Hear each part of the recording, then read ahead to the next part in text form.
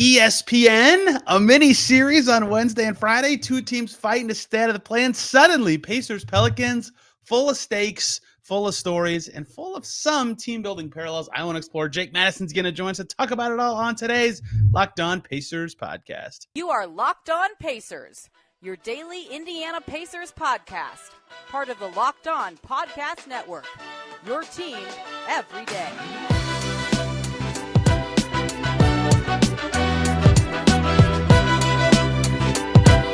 What up, y'all? Happy Wednesday, and welcome into another edition of the Locked On Pacers podcast, where we, of course, talk about the Indiana Pacers and probably for the rest of the week, the New Orleans Pelicans. As always, my name's Tony East. I cover the team for Forbes and SI, and today kicks off a mini-series between two teams who are scrapping and clawing 7th in the East, although tied for 6th, the Indiana Pacers, 6th in the West by half a game, the New Orleans Pelicans. Every game matters a lot. They're on national TV.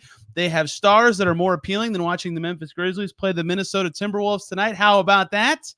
And who better to talk about these two teams with for about 20 minutes than the host of Locked On Pelicans himself. And if you're hearing this, two guys who just also talked about the NBA for Locked On NBA, it's Jake Madison. Jake, how are you, sir? I'm doing well. Like long time no see here to talk about basketball related things, but happy to be on talking some hoops here. Yes, we will be talking quite a bit today. Jake, I was thinking about this today, and this is less relevant to you than me, but I want to air this thought before we talk about the Pacers and the Pelicans. My biggest beef with the play-in tournament's going to happen this year, and it's not going to happen in the West because the West has 10 actually good, interesting teams. The Bulls are going to make the play-in, and they're going to be like 7 games behind the 8 seed. Why did they have to have the play-in, have that allowed? Remember in the bubble when they had the gap, like you had to be within a certain number of games? Bring that back. That's my hate. Anyway, I end my rant unless you disagree with me. I think it would be hilarious if the Bulls get in. Do their fans even want them in the play-in tournament? Like, shouldn't that team be tanking? Shouldn't they have tanked last year too? Like, I don't know. Like, if getting in as the 8th seed and then getting bounced out in 4 games is what you want to do, like, more power to the Bulls here. That's fair. Oh, okay. Pacers, Pelicans, twice they will play this week. I like when there's these mini series. I like the adjustments. I like that there's the same context for both games, although Jose Alvarado will only be available in New Orleans.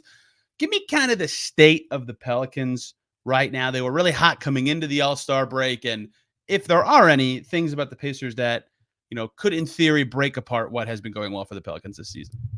Yeah, look, the Pelicans are a good team. Like, let's not lose sight of that. I don't have like supreme amounts of confidence in them, but when we're recording this before the game against the New York Knicks, right? They're 34-24, and they've kind of been around the middle of the West, like the 5th, the 6th seed, more or less all season long. They're winning games. That's a good thing. Being 10 games above 500 this late in the year is no easy feat with how competitive the West is. That said, like, I don't know, something just feels off to me personally about this New Orleans Pelicans team. Like, I don't particularly trust them in the playoffs with how they're getting things done. There's a lot of talent here in Zion Williamson and Brandon Ingram, CJ McCollum, right? Jonas Valanciunas could be a very good center for them too. Herb Jones is like a complimentary player, is having an amazing season.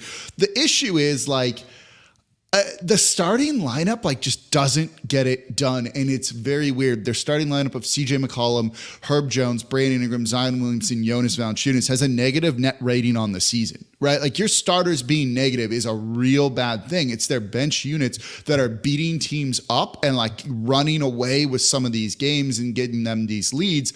The problem is teams aren't going to go 10, 11 deep, and you can't beat up on those type of bench lineups in the postseason. So I think that kind of puts a cap on what New Orleans is capable of doing. They're a good defensive team that just like can't figure it out offensively whatsoever, or at least not consistently. And when you have Brandon Ingram, Zion Williamson, I don't know, that's a concern to me. You nailed all my talking points in 2 minutes. That was impressive. So one is, the thing when I watch the Pelicans that confuses me is like, especially before the season going on, I thought they'd be like a top 7-8 offense and like a mediocre defense. I don't get how this team is top 10 in defense. It doesn't make sense. Herb Jones is amazing. Trey Murphy's pretty good, but like, how? That shouldn't be enough. But they get it done. This is the second year in a row of this. It just doesn't make sense to me. They do it what's kind of crazy so there's reasons for it. And they do this, by the way, with like whoever. It's just anyone they plug into the lineup or the rotation ends up being like an okay defender for him. It's partially scheme-based, I think.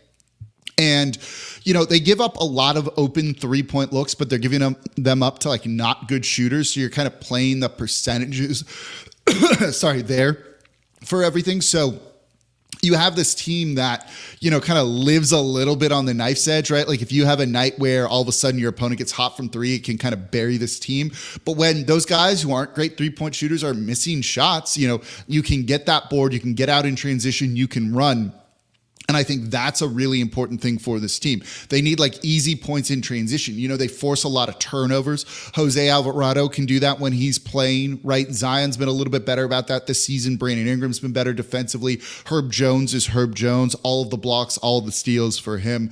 That's where this team really thrives, is on forcing those turnovers, using Jonas Valanciunas as a very good rebounder. That lets him get out in transition and run. So it's kind of like playing with fire a little bit, but that's 2 seasons now where you're not getting burned by the fire. So I think kind of the scheme is working here, and they switch everything. There's also that for the most part too. Yeah, I'm looking forward to how that switching scheme works with, I presume, Herb Jones guarding Tyrese Haliburton for 2 straight games, and how the Pacers try to adapt to that throughout a game, because Herb can guard anybody. He's probably guarding you and I right now in some way. It's the weirdest thing how crazy he is on that end of the floor. And the pace will be interesting to me. The Pacers in general love to play fast. Haliburton loves to play fast, but Pelicans aren't the fastest team in the league. I'll be curious about that battle. But the other thing you hit on that I wanted to talk about is, and this has been a little different for the Pacers of late with Aaron Nesmith out. When Aaron Nesmith is playing, their starting lineup has been lights out. That group is plus a billion. When he's not, it's like a wobbly group at best. But their bench has led the league in scoring and been really effective all year. They're in a similar spot to the Pelicans, where it's like, yeah, maybe they make the playoffs, but like, what do you expect from their cap? What do you expect from their ceiling if they get there because of the bench? But that usually, even in games they lose, they just lost to the Raptors Monday night, and the bench was awesome, but the starters weren't good enough. They usually get an advantage because their second unit is good. I will be fascinated in a game like this, where 2 teams are like, yeah, usually our lead is the same or extended when our bench is out there, how important those minutes become, or who can win out in those instances, because both teams kind of rely on that throughout the course of their season and every game. It's going to be really funny where like the first quarter is like 22-20 because both starting lineups are like struggling to score, right? And then the the second quarter is going to be like 35-38 or something like that, because the bench lineups probably went out there and just scored a bunch of points and did things, right? Like, it's weird, right? Like, I don't love the team being in this position, right? Like, the general idea is that your starters go out and build you a big lead. It's your best 5 guys, the best 5 guys that work together. That's supposed to be beating opponents. And then your bench, you just hope like maintains the lead, right? Like, isn't too negative there. But when both of these teams kind of rely on that, like, it's going to come down to, sometimes I think we overthink this, right? Like, it's usually, I always say, like, we don't need to get into the matchup of like the 11th men on the roster and how they match up with one another, right? When those guys are playing like 6 minutes, 7 minutes, right?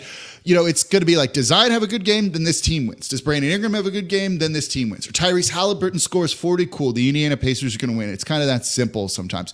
Not in this matchup. Like, this is one of those ones where you almost need to get in the minutia of what these bench guys are doing, because that's who elevates both of these teams here. And I think that's what's so interesting about it. Again, doesn't bode well for the playoffs or anything, but should make for like a really interesting series. You mentioned it, and I just got off a radio spot before coming on with you here where I was talking about it. I kind of love these series where you just play a team twice in a row, right? Like, I don't think people realize like how little adjustments are made for an NBA team on a game-to-game basis. You don't have practice. You don't have time to put in new coverages, packages, whatever, right? Like, each team knows what they're good at, and they kind of then go and force that on a night-to-night basis. It's almost like it's scripted to a degree for what they're trying to do. But here you actually have an opportunity to make adjustments and go, oh, this didn't work against them. Here's what we need to do in the second game. So coaching starts to play a factor into this too. Willie Green for the Pelicans has struggled a little bit, I think, with adjustments, kind of feeling out the game. We saw this against a loss to the Chicago Bulls on Sunday for the Pelicans, where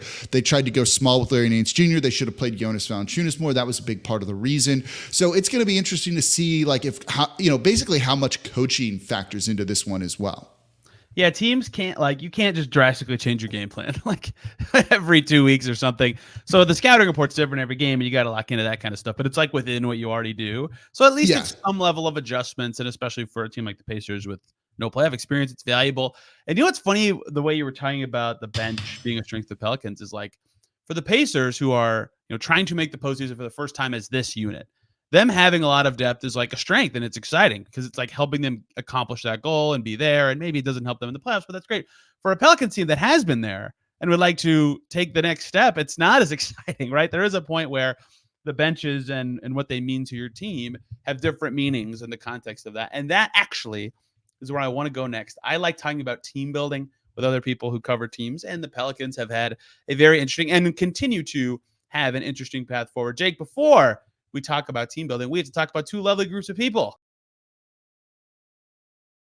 This next segment is brought to us by our sponsor, BetterHelp. Sometimes we all need the opportunity to get something off our chest, big or small. Certain things can really start to get to you, and it is important to let that out, especially to someone who's unbiased on your life. So today, I want to say how I really feel about something. You might even be thinking the same thing this week, and it's related to the team that Jake covers. I don't think players should be suspended for coming off the bench in NBA scraps, which is funny because I talk about the Pacers every day, but that seems ridiculous to me unless they obviously come off the bench to make things crazy, or just standing up and walking onto the floor is a silly reason for a player to be suspended. Let's use some nuance here. Therapy can be different for everyone. Most of us have bigger problems than our favorite sports teams or what happens in beefs during NBA games. It's important to get things off your chest every once in a while. If you've been thinking of starting therapy, give BetterHelp a try. It's entirely online, designed to be flexible and suited to your schedule. Visit BetterHelp.com/LockedOnNBA to get 10% off your first month. That's BetterHelp, HELP.com/LockedOnNBA.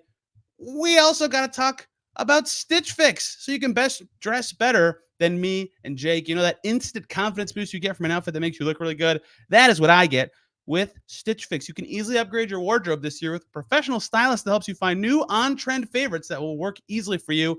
Just give your stylist your size, style, and budget preferences. Order boxes when and how you want. Boom. Better clothes, no subscription required. You can get 5 just for you pieces, outfit recommendations, pro styling advice, the right pieces. It's on point, and it makes it all so easy. If you don't like to shop, you can save money, time, and effort. Style that makes you feel as good as you look.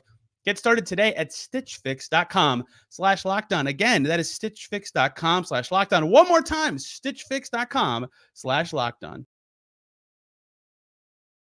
And we are back here talking Pacers and Pelicans on Locked On Pacers. Thanks for joining us today. Make Locked On Pelicans your second listen. They play Tuesday night, so after Jake and I record this, Jake will have another game to cover as the Pels are on a road trip back-to-back on ESPN. That's not very nice to the Pelicans. Although being on ESPN is always nice, right? For the most part. It is what it is. So I did this a lot more last year when the Pacers were actually rebuilding. Now they're clearly more built. But the Pelicans are fascinating to me because they drafted Zion. They got the dude, ideally, in a team build. And what they've done since then has had some levels of success and some not levels of success. And I think it's interesting to talk about, especially now that the Pacers have a top, pick your number for Tyrese Haliburton, 8, 10, 15 guy in the league, whatever, building around the star once you get them. What do you think? And the Pelicans have a ton of extra picks still from past trades. They will have lots of work to do in their current era.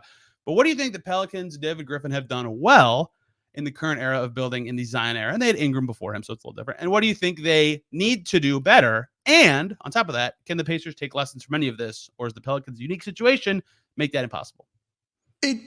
Maybe, I think it's interesting, right? Like the team building's hard as is. And when you get a player that's kind of like as unique as Zion, I think it can be tougher, right? Like I truly think it's probably easier to build around a guard than it is a big man, let alone a big man that doesn't shoot threes in today's NBA. And like Zion doesn't do that. So you need to get 3-point shooting at other positions. And it's tough to then find the right kind of big man to pair with such kind of like a unicorn front court player like Zion Williamson is. I think that's been some of the problem, right? When you look at this team, they finally have more shooting around him than ever before, which has been very much needed, but that still doesn't space the court for him, right? Like this is a guy that shoots at the rim like close to 75%, right? Like that's the equivalent of like a near 50% shooter from three, right? Like you can do the math on that sort of thing. And so even Herb Jones, who's top 15, I think, at this point, in terms of 3-point percentage, on decent enough volume, it's just left wide open because teams would rather him shoot that and then double Zion Williamson as opposed to cover Herb Jones and then leave Zion playing one-on-one. It's really tough to make that sort of work, so you need the right complementary players around. That's why this season you're seeing Brandon Ingram and Zion Williamson not really fit the best together Ingram's not really a volume 3-point guy. He's capable of doing it. He doesn't do it regularly. Like, that can be an issue.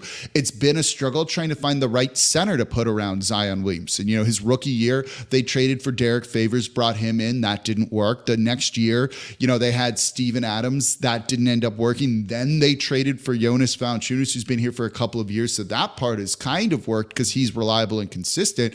But they look to move on from him at the trade deadline, right? Like, they called the Indiana Pacers multiple times about Myles Turner and were basically shot down saying that he's untradeable because they're trying to kind of find that unique skill set that you need, because Zion is more of a power forward that doesn't shoot threes. So you need a rim protecting center.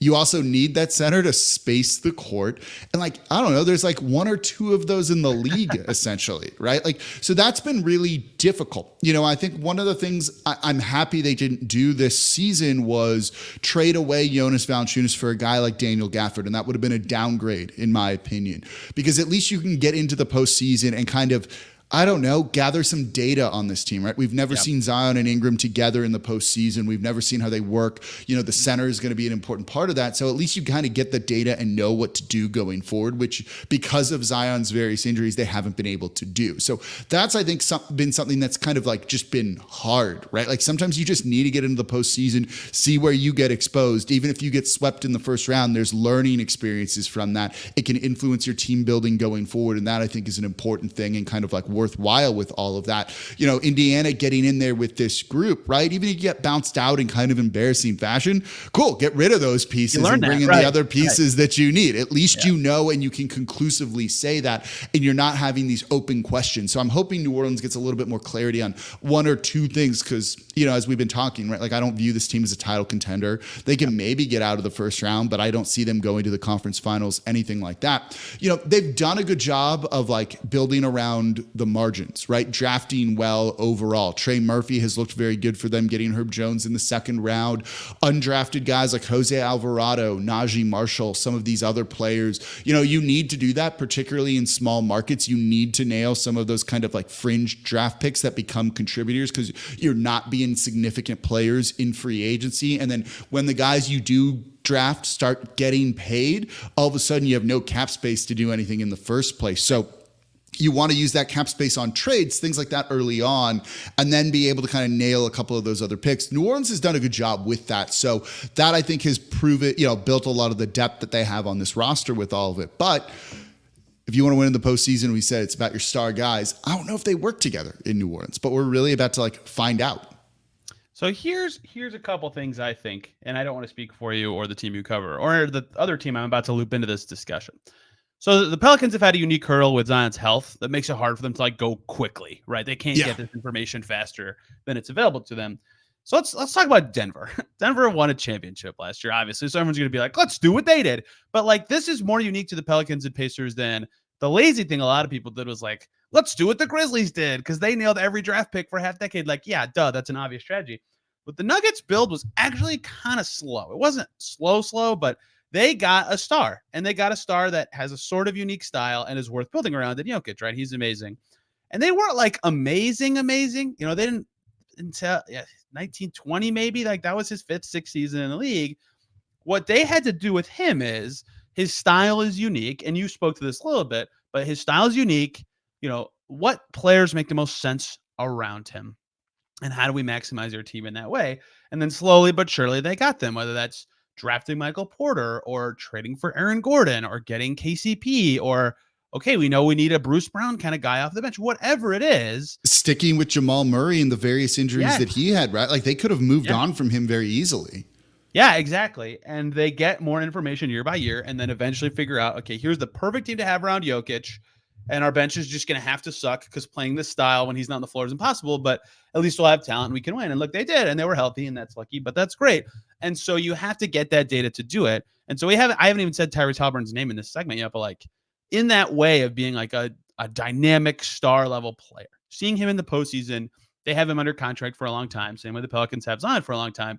You have to, of course, try to be good. They got Siakam, but like getting information about what that fit is, building the team still requires time and like postseasons. And I think that is an interesting part of team building as this team keeps going, is figuring out what those fits are, what does work and what doesn't work, right? Like Gary Harris was good for the Nuggets for a while, and then they were like, we need better. We need something better here. And, they had to trade away a lot. I think he was a lottery pick. Nurkic was a lottery pick, right? They traded him for Mason Plumlee, right? Like they were just searching for the right answers at a lot of positions until they got enough information to really know. And I think that in some ways that does apply to both of these teams.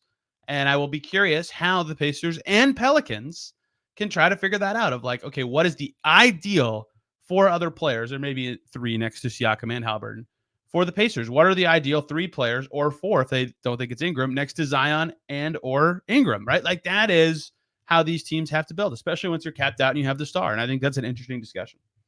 Yeah, it's also, you've got to make sure you have the right guy, right? Like, look, Denver didn't truly take off till it was Jokic, right? Like at one point they were debating if it was going to be Nurkic or Jokic that they traded. Remember when they started them together for a little bit? That was funny. Yeah. Like, like that was one of those things of like, you've got to make the determination. Then Jokic took off, right? And became the player that we know him today, but he wasn't always like that, right? Like my other question is this, that I'd pose to you as like an outsider person, right? Is Zion, has he taken off yet like Jokic did? Is he capable of doing that either? Like I even just said on my show on Tuesday that I think Zion's having kind of like a down year. He's getting better. He's kind of rounding into form, but he isn't dominating games like he did at times a year ago before the hamstring injury kept him out. He only played 20, 30 games, whatever it was. So that's also worth kind of keeping in mind here. Are you building around the guy that should be like 1B on your team instead of 1A, or even just like 2 instead of 1? Those are some questions too. Like, can you even build around a guy that doesn't shoot threes or doesn't have some range, right? Like that's sometimes the question you need to answer. I think like when I looked at the Indiana Pacers this year and you look at how Tyrese Haliburton has played and some of the success that Indiana has had, I look at that and go, oh yeah, like you can build a team around that guy. I think you can build a team around Zion. I'm not 1,000% certain of that yet. Health plays a factor into that, but also the fact that like you just can't space the court for him. You can't. Like I've seen it, right? Like I've seen them run shooter lineups kind of around Zion and they still put 3-4 bodies on Zion. And at that point, you can have great 3-point shooters, but they miss shots, right? And now you're living and dying by the 3, which isn't the worst strategy in my opinion, but it's also a make or miss league, to use more cliches here, right? And if you're missing, you lose games and that can kind of tank you. So it's just tough, right? Like I do think it's easier to build around a guard than it is around a very unique big man like that. That is true. And that can make team building and how you approach it a lot easier, right? Agreed on all counts. And Jake, so I have for a while, even last year before the suspension's been in, I'd still buy Zion over Ja Guy. Like I've been a big, long time Zion believer, but this year specifically has made me go, have I been too high on Zion this whole time? Maybe. I don't think so, but maybe. He's just not finishing as well, right? Like I don't know if it's like crazy. I know. Good.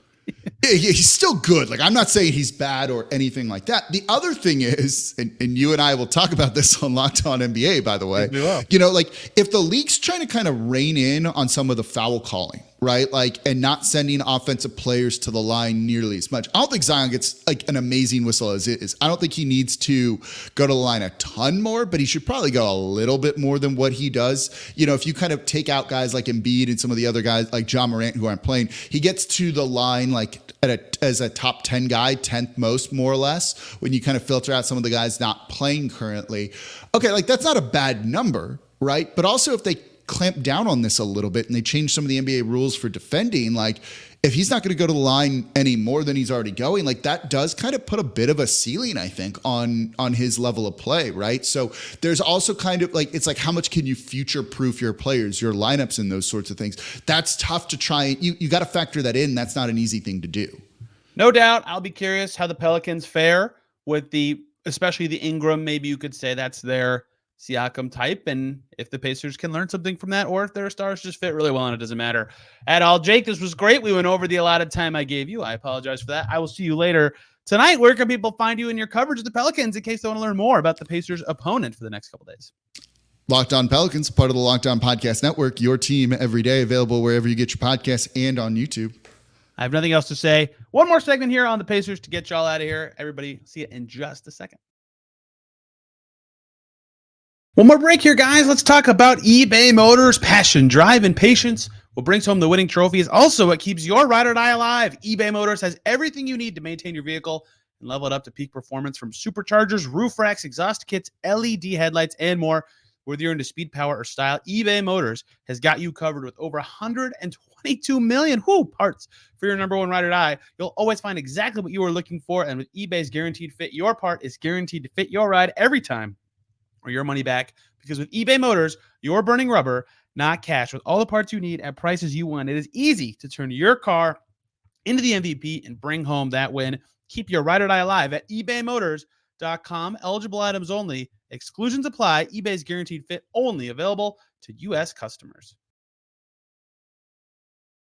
And we are back here on Locked On Pacers. Just me now. Jake's gone. Thanks for making us your first listen today and every single day. For your second listen, jump on over to Locked On Lakers. A lot of chatter about the Lakers, but they're actually kind of in an interesting play-in push. All of a sudden, playing better. Hear more about the Lakers from the Kamenetsky twins over at Locked On Lakers. Let's close out today's show talking about Andrew Nembhard. I haven't talked a lot about Andrew Nembhard of late, but I want to talk about why. Well, first of all, my suspicion about him being the fifth starter has remained the case. Why the numbers make that look like such a smart choice, and why I think they should continue to do that. And alternatively, on top of that, why I think he's going to be important in this 2-game set against the Pelicans. The short answer of that's something Jake just talked about, and that is the Pelicans guards aren't particularly good. They're not bad. CJ McCollum's a good player, for example. They're not good. They're definitely stronger in the front court. The yin and yang between these two teams is going to be fascinating. But Andrew Nembhard can be put on CJ McCollum. That's a good matchup for the Pacers to at least feel good about. That is where Andrew Nembhard can be at his strongest. Let's just look at some numbers from the season, right? Andrew Nembhard started the season off shooting extremely poorly from deep. That was not a secret. In and out of the lineup was part of that, but just not being an accurate shooter was another part of that. Through the Pacers' first 20 games this season, he missed 3 of those. He shot 24.3% from deep. Then he missed a couple games for the in-season tournament. He played 17 of their first 26. Since then, he returned on December 21st against the Memphis Grizzlies. He hit 2 of 3 from deep that night. He is shooting 39.7% from 3, and that includes going 1 for 4 against Toronto on Monday. You take out that game, it's over 40%. You get the gist. He's basically been a 40% three-point shooter for over 2 months now since returning from that injury he suffered in the season tournament. That's gotten him up to 34%, which is right close to where he was last year. Ironically, his volume is down, only 2.2 attempts per game this year compared to a much higher 3.5 last year. That's actually something I would like to see him up. Taking 4 in the last game, I think, was good, especially if he can continue to hit near 40%.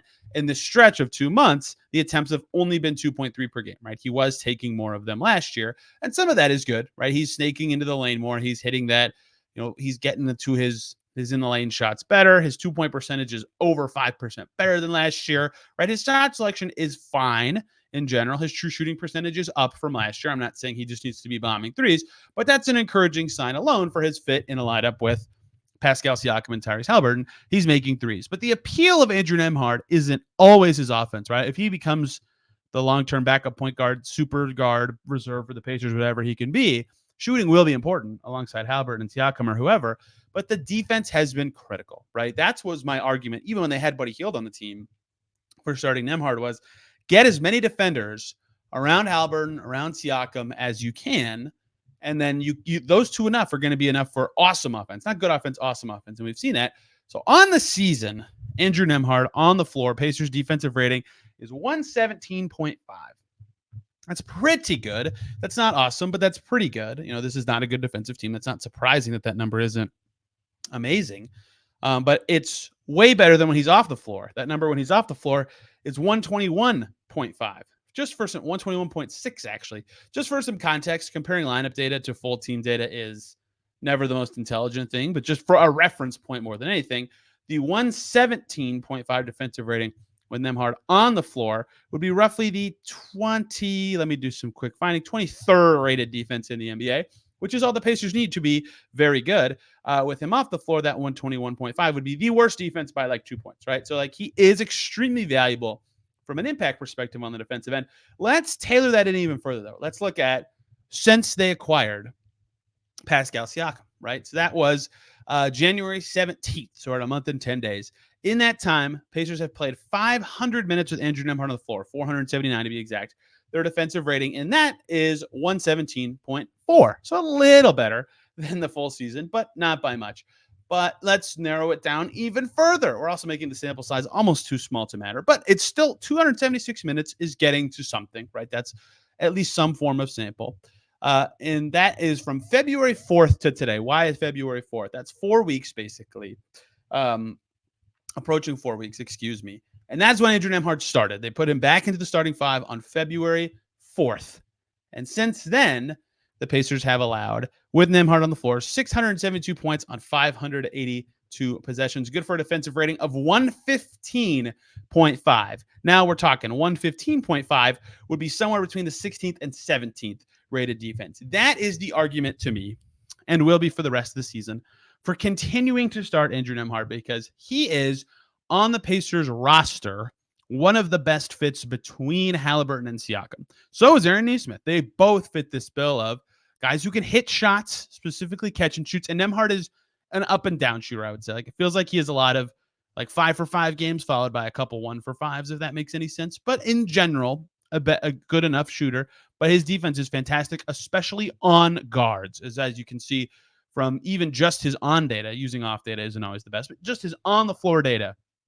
The Pacers defend well when he's out there because he gives them an element of guard defense or perimeter defense that they can't generally get. And I think that's extremely important in the Siakam-Turner pairing. Now, Nembhard can run the show with the second unit. It even has in this month at times when needed to, right? McConnell does a lot of the time, and that's one advantage Rick Carlisle really likes of starting Andrew Nembhard is there's a good, easy path for TJ McConnell minutes and TJ McConnell impact, and that's valuable, right? But also, if Nembhard is the best fit in the role he's currently in, that makes a lot of sense. And Nesmith also makes sense there. It also makes Mathurin, get more touches with the ball with the second unit. Again, the long-term fit there is going to be fascinating. But with this current Pacers team, I think they have Nembhard in the right spot. And I thought that before, but now we have enough data to kind of back it up that I really wanted to talk about why I think of their current team, I think they'll stick with it. Will Furr and I talked about, right after the All-Star break, our biggest storyline for the rest of the season. Will this be their starting lineup the rest of the year? Could they shake it up with Mathurin or even McDermott as a starter? We talked about moving Nesmith down to the 2 and going bigger. That maybe is something I would sniff around at as the Pacers. That's the only change I can see making, though, because Nembhard has just made too much sense as a starter. I also just pronounced his name slightly wrong. So that's a lot of data, and that's all interesting to me. They're now playing the Pelicans in this upcoming 2-game set, and the Pelicans start Brandon Ingram, CJ McCollum, Herb Jones, Zion Williams, and Jonas Valanciunas. If you caught something there, that's a lot of forwards. That's a lot of wing-sized dudes and a center. They are going to need to find a way to guard CJ McCollum, and I think the best answer is going to be Andrew Nembhard, because I'm guessing what the Pacers will do is they'll try to hide Haliburton on Herb Jones. They'll try to guard Zion with, I guess, Pascal, maybe Nesmith if he's healthy. And then Mathurin maybe on Ingram and Turner on Valanciunas. That's gone well for them recently, although not so much in the past. If they can slow down McCollum, there's not a lot of good guard play elsewhere for this Pelicans team. It's their biggest hurdle as a unit. Jordan Hawkins is a great shooter off the bench. Dyson Daniels can kind of handle it. Like Jose Alvarado suspended. He's going to miss one of these games for sure. They just don't have consistent guard play all the time. If you cut off the water, they have to find other creative ways to score. I think Andrew Nembhard is critical in this upcoming short series. I think his recent play has earned him the right to continue to play the current role he's having and be that important piece. And I'm looking forward to seeing what he does in these 2 games. We'll break down Pacers Pelicans round 1 tomorrow night, and maybe one other topic for a segment, depending on how much there's to talk about from the game. Friday, it will be March, which matters because that's technically the deadline for the buyout market to kind of form. So that day, we'll talk a little more Pelicans, the buyout market, and the Pacers' 15th roster spot in a little more detail. At the time, there's another kind of important, I'm hinting because it's 2 days away, deadline that could matter when it comes to the Pacers filling their last roster spot. We'll cover all that on Friday. So lots of fun stuff coming here on Locked On Pacers as well. Thanks to Jake for joining us today. If you want more of being him, Locked On NBA is the way for you to go. Thank you all a ton for listening. Have a wonderful day. We will see you soon.